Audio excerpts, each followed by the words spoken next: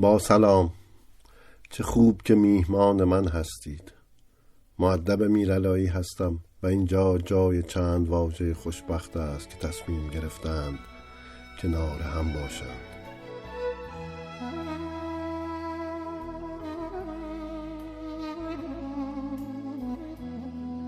شعری که امروز برایتان انتخاب کردم شعری است به نام اوضاع چطور است از شاعر اسرائیلی آبنر تریانین. تولد 1928، مرگ 2011.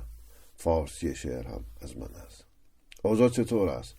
برای اینکه پاسخی به پرسشت داده باشم که اوضاع چطور است، نقل قولی از حضرت هربرت ساموئل، نخستین کمیسر عالی رتبه می آورم که وقتی ارتش اشغالگر بریتانیا در اولین روز جولای 1920 این سرزمین را به او داد، گفت: بدین وسیله تأیید می کنم که یک فلسطین را در وضعیتی مناسب تحویل گرفتم و امضا کرده با احتیاطی حرفه‌ای افزود، البته که اشتباهات کاستی ها مستثنا هستند.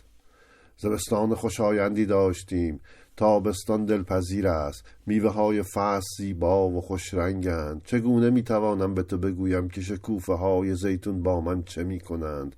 سایبان انگورها برای من همچون ردای مدیترانه‌ای بی‌نظیر است.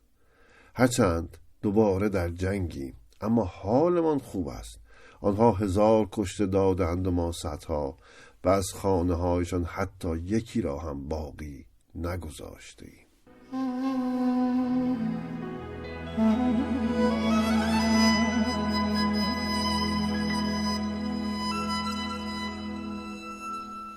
آبنر تریانین، شاعر، نویسنده و شیمیدان اسرائیلی، این شعر را در سال 1986 در پوئتری اینترنشنال خوانده است، نزدیک به 40 سال گذشته.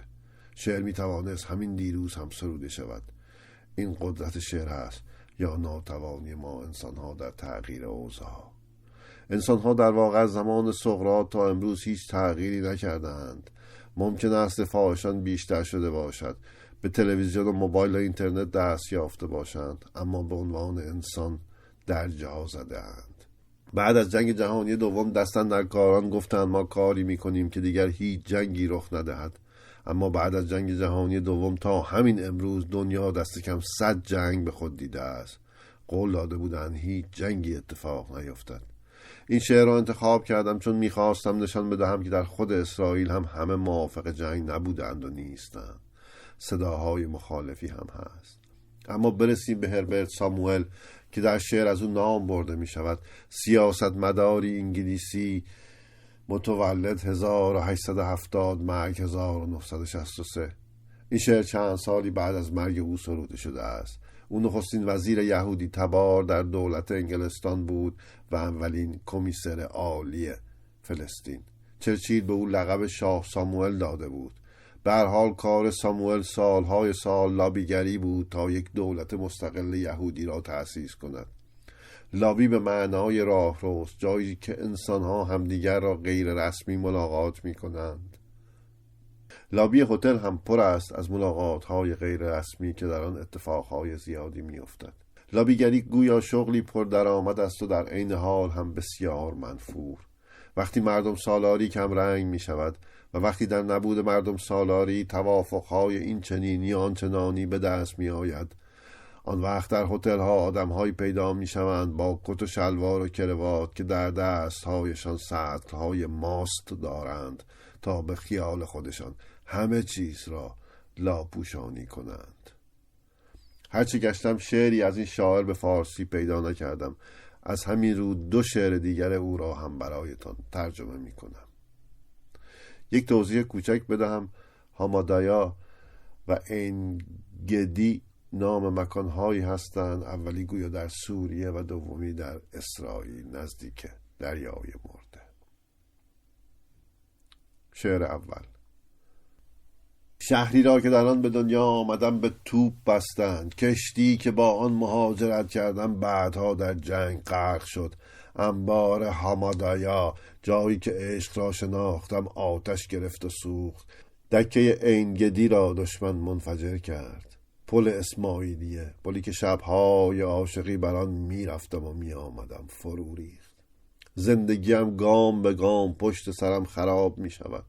خاطرات تا چه زمانی دوام خواهند آورد؟ دخترک روزهای کودکیم کشته شده و پدرم مرده است.